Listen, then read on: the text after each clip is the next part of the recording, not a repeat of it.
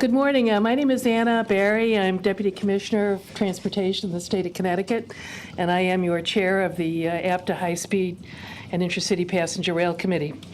I welcome you to our 4th Annual Policy Forum on Intercity and High-Performance Rail, Getting to the Tipping Point. This policy forum exemplifies our committee's mission to provide thought leadership, partnerships, and advocacy for the implementation of these critically needed rail modes.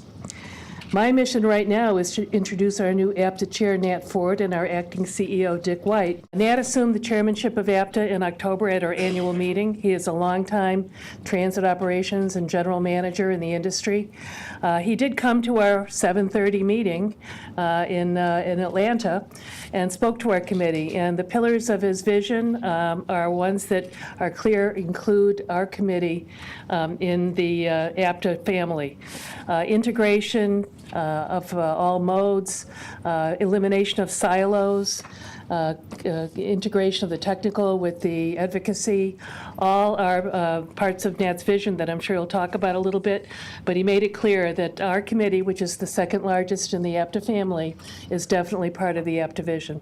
So with that, I'd like to welcome Nat to offer his welcoming remarks. All right, thank you. Thank you, Anna. Thank you, Anna. It's great to see all of you here for this meeting. So good morning and welcome, particularly to our guests from outside of the United States. We really welcome you being here as we talk about transportation, talk about high-speed rail. And I think it goes without saying how important these meetings and our discussions are as it relates to our communities. And I try and take it from some of the technical stuff that we talk about and the financial stuff we always talk about, but really getting it down to what it means to our communities and what it means to the folks who live in our cities and in our towns. And it's the transportation that allows them to address their dreams, help them address those challenges as they face in terms of getting employment and education. And so you're doing God's work, I'd like to describe it as. And so I'm glad to see all of you here and working on these important issues. So this is the 4th policy forum that we've had on high performance passenger rail, and hats off to Art and Anna and the APTA family for putting this together. I think it's been a great assembly and an opportunity to generate an abundance of ideas, and also it brings us together. And I think Anna touched upon the whole idea of bringing us together so that we could face the challenges of the future. And so we have corridor agencies, we've got business leaders, we have federal and state government officials, we have congressional staff, and we have key domestic and international partners here. So once again, we've brought these groups together, so I know you'll have a great meeting. So as chair, this policy forum is of special importance because it touches upon the topics that I laid out in my priorities as APTA chair back in Atlanta, and that high-speed rail is part of this fabric of transportation and new mobility paradigm that has to be knitted together in terms of our transportation network. So the work you're doing is right in line with this new mobility paradigm, breaking down the silos that separate us from rail and bus and walking and biking, but really looking at it as mobility managers across those modes. Highly dependent on new technologies and new workforce skills. So one of my priorities is focusing on new technology and what these technological advances that are occurring today. And as we're sitting here, changing the fabric and changing our environment, what those changes will, impacts they will have in terms of the work that we do. And then the workforce that needs to be prepared to embrace these new technologies and advance this industry. So it's going to require some bold leadership. I think all of you that I've seen across this room, a lot of you I've known for decades, bold leaders who've taken on big challenges, and I'm glad that you're all here. It is also going to take some strong advocacy. And APTA is in a position now to really step up our work as it relates to advocacy. We've spent some time doing a lot of inward housekeeping. I think the house is in order now and we're ready to move forward. We've got great leadership. We've had great leadership from Dick White over the past year, 18 months or so, to stabilize the organization, keep us moving forward. And then I'm happy to say that the board of directors just a week before last approved Paul Skatelis as our new president and CEO of the association. So many of you known Paul. A lot of us grown up with Paul in this industry. And I think we have in January of next year, he will start and we'll have strong leadership that will continue for this association.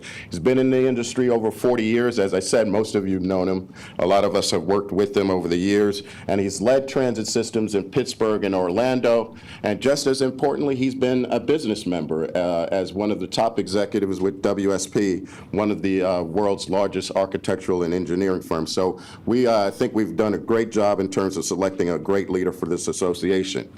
This forum also has another special importance to me in that I am a Florida resident. And I'm looking forward to South Florida's Bright Line project to connect our southern part of the state with Central Florida. And then a little bit even closer and near and dear to my heart, in Jacksonville, we're actually building a regional transportation center now. And phase 3, which is not really that public, is the return of passenger rail back to downtown Decorah, right adjacent to that regional transportation center. So we've begun the discussions with Amtrak and the railroads, CSX, Norfolk Southern, and Florida East Coast, to revitalize our downtown core by bringing Amtrak and ultimately commuter rail and high-speed rail when that time comes into Jacksonville. So, and we're also very proud of the work that All Aboard Florida is doing, and now that they're an APTA member, we're really excited about that. And so today, I know we have some guests that I want to recognize. We have Vanessa Perez of the International Union of Railways, the Global Association of High-Speed Rail Systems, known as UIC. So I just got a chance to meet her a few minutes ago. Welcome. We're happy that you're here. And I hope you find our partnership valuable going forward. And so look forward to working with you in terms of that partnership. Later today, we'll have Acting Federal Railroad Administrator Heath Hall. He'll be joining us today, so I'm looking forward to hearing his comments. He's new to the job. This will be the first opportunity for many of you to meet Heath, but I think we're proud to have it happen right here in our offices for him to come over and make that first introduction. And then Anna Barry, I just have to thank Anna for the work that she's doing. I've known Anna for Very long time. For a while, but she and I go way back to the UMTA days. I think we were in the UMTA program for high potential leaders almost 30 years ago, and look at both of us today. So that just goes to show the nurturing that happens in this industry to help bring up leaders, and Anna's doing a fine job, and I'm proud to know her. So thank you, Anna, for all the work that you're doing. Thanks to all of you for being here, and look forward to a very productive forum. And with that, I'll turn it back to you, Anna. Thank you.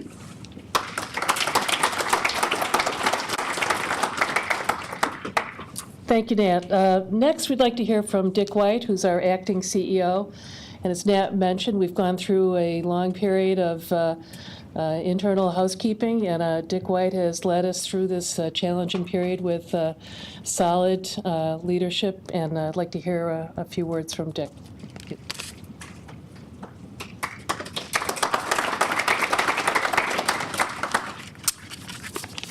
Thank you, Anna. Thank you, Nat. Good morning, everybody. It's great to see you all. This is like one of the hottest tickets in town now. Each year we get 80 to 100 of you show up, and this is the 4th forum, so it continues to be a great success. It's almost standing room only. So I know you're going to have another absolutely great program. I want to congratulate Anna for the tremendous work that you're doing leading this committee, and for your committee leadership. I know it takes a village to put something like this together, so I know a lot of people have worked very, very hard to do that. So I want to acknowledge and congratulate all of you. I want to thank Art and his staff, our APTA staff, for helping to support to make this day worthwhile, make it worth your visit here. And we did put this together in conjunction with the FRA workshop on program delivery. I think maybe a number of you actually have come down for that as well. And so, that's not a coincidence. We work very hard to make sure that we're kind of coordinating everything that we do with FRA. They're obviously a very important partner, particularly in this space here. So we're working hard to make sure that we optimize that relationship with FRA. I think we're going to have some FRA staff who are going to be here today, maybe even on the program. And of course, for lunch, we have the luncheon speaker, which is going to be the FRA Deputy Administrator and Acting Administrator, Heath Hall. And I know a lot of you are going to be very anxious to see what he has to say. At our annual meeting, we released, really, it's a seminal new study, framework for assessing return on investment for high-speed and intercity passenger rail. I see you all have a copy next to you. How many of you have read this? Yeah, I'm looking to see every hand because you all are the junkies, right? You're the junkies here. So I'm quite sure, and if you haven't, then make sure you take a look at it. It's really, truly an outstanding piece of work, and I know a number of you in this room were authors and architects and facilitators to this report, and it's not easy to try to put your arms around what is the benefits of high-performance rail, and trying to do it in a holistic way, recognizing the many different ingredients of benefit. So I really applaud you for really a truly terrific report, quantifying and monetizing the travel, social, and economic benefits of high-quality passenger rail service. I think Charlie Quandell had a lot to do leading the study team. All the names are on that report, so a tip of the hat and congratulations to all of you. Happily, this was really a good year for passenger rail. Amtrak, again, reported record ridership at 31.3 million annual passengers. So each year they keep on upping their game. They upped their fare recovery ratio another 2 percentage points to 94%. So that's pretty efficient service, particularly for U.S. standards. So, a really good year for Amtrak. We had our first Buy America compliant and FRA Tier 4 emission certified locomotive that went into service. Very exciting.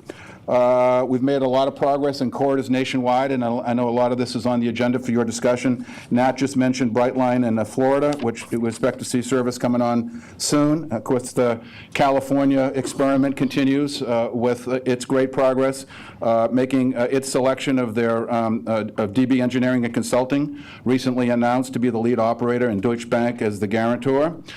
Progress continues in our big Northeast corridor, really the workman of what goes on up and down the Northeast corridor. Important progress to be made there. The FRA study being done, hopefully leading eventually to a set of solutions to improve service in the corridor. The Gateway mega project, the important need to get that project moving, and all the associated service improvements that are planned along the corridor, New York, New Jersey, Connecticut, Massachusetts, Maine, and elsewhere. But we have activity all over, everywhere else. The High Desert Corridor connection in Nevada, the Northwest Corridor connecting Oregon and Washington State, and further beyond between Seattle and Vancouver, the Texas Central Corridor and the Texas to Oklahoma Corridor, Chicago Hub involving Illinois, Wisconsin, Michigan, and Missouri, and other major passenger rail service improvements planned in North Carolina and Virginia. So that's a long list of progress. Obviously, the progress, what's important here is a partnership. There's no one level of government that can really make this happen. And where we've seen the benefits and where we've seen the progress, it's really because of the partnerships and the people in those places that get it and commit themselves to those partnerships. So that's going to be an important part of continued progress. Obviously, federal support is important. It's an important partner. I know you're going to be hearing a lot about that today. Suffice it to say that our environment is still very, very confusing here, and what goes on changes from moment to moment. So I know you're going to kind of anxiously wait the updates you're going to get from a number of the congressional staffers who are going to be here today, from Heath Hall and others, who are going to sort of give you an update on the landscape as they see it. But we're fighting very, very hard on the appropriations side, making sure that we can try to get everything we possibly can that's been authorized, try to push the envelope on passenger rail as best we can, and make sure that there's an appropriate inclusion of the transit investments inside of a potential infrastructure fund. Nat pointed to sort of the international side of what's going on, and You know, that's an important part of leading us forward, is to look to others in the world that are doing this very, very well. I know you are all experts, probably even better than me, inside this room. I've had a recent experience on really using some of the world's best passenger rail high-speed service. On our international study mission, we went to Hong Kong, Singapore, and Tokyo, and while in Tokyo, we rode the Shinkansen. And I mean, you can clearly set your watch to the second on the efficiency and the speed of that service, and it's quite impressive. I want to thank J.R. East, who I know was here, who helped to host us in that event, and we appreciate your hospitality, and we had a wonderful ride in your train. Thank you very much. Also, not too long ago, I took the Intercity Express service between Amsterdam and Berlin, and certainly you know, had a very impressive ride there. And then in my younger days, I was able to get on the TGV and had an outstanding experience there. So I've seen these things firsthand, and they're educational and inspiring. And I know it's what keeps all of you going as well. So your committee is making great progress. You've got 4 key action areas: communications, committee identity, member and partner development, and advocacy. You're really moving the ball forward in each of those areas. This is my kind of last high-speed rail forum as the acting head of APTA. You know, we're very, very lucky, as Nat said, to have a really experienced person in the form of Paul Skatelis to be here and to lead us forward. I think my job was to help rebuild our foundation, as Anna and Nat said, and to try to put this in good hands for Paul and his continued leadership. So I pledge my support to Paul during this transition to make sure that he is going to be a real success. And finally, you know, our ability to move forward is really dependent upon all of us working together and to move a loud and united voice. So emphasis on both parts of that. It's important to be loud, but it's also important to be united. So we all have kind of different interests inside of this transit and transportation family, and we push very hard to represent those segmental interests. But please do not lose sight of the importance of all of us staying together, because our strength is clearly in our ability to stay together with a loud voice on advocacy. So keep up the good fight and have a great forum. It's a pleasure to be with you today. Thank you.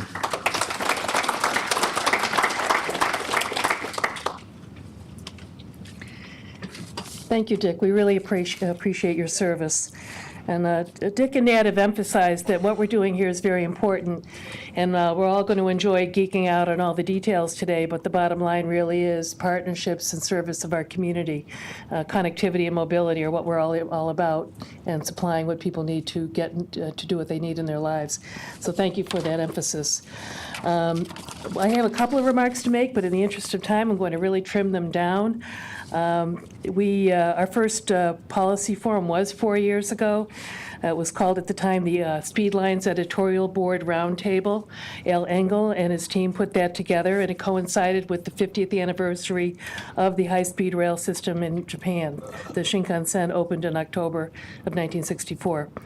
The purpose of that forum and those that follows has been to answer the question, what will be the tipping point for the U.S. to commit to a high-performance intercity rail policy and program? The first program identified a number of factors that could be part of a tipping point. They included recognition by our leaders that high-speed rail is a proper investment, that we need a successful demonstration project in this country to convince people of the validity of the system, and a number of others. 2 years ago at this time, our third forum, second forum, we baptized this conference space, and today we're pleased to welcome all of you back today to advance the practice of intercity and high-speed rail.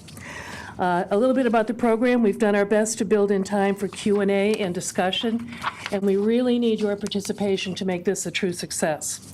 It's important to get all the voices in the room. You're all here because you're involved in this business, and we need your voices along with the experts that we've put together. Our team, led by Melanie Johnson and Norm Ford, who are program committee co-chairs, put a lot of work into making a jam-packed program. You can see we've done our best to put a lot of people on a lot of panels. So we're going to try our best to keep to our schedule, even though we did start late. So with that, we're going to ask your cooperation in helping that happen, too. Just a couple of notes. At our first round table, the global operating route mileage was just above 14,000 miles.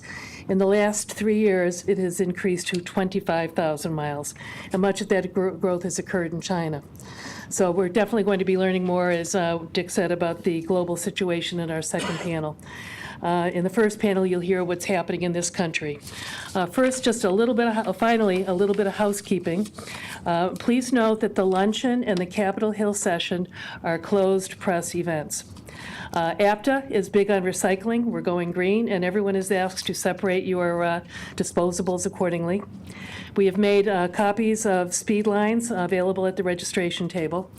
The bios are in your program package, so we're not going to spend time on bios. We're going to all just get right into the program. And now I'm going to turn it over to Eric Peterson, who will launch the first panel. Thank you, and have a great forum.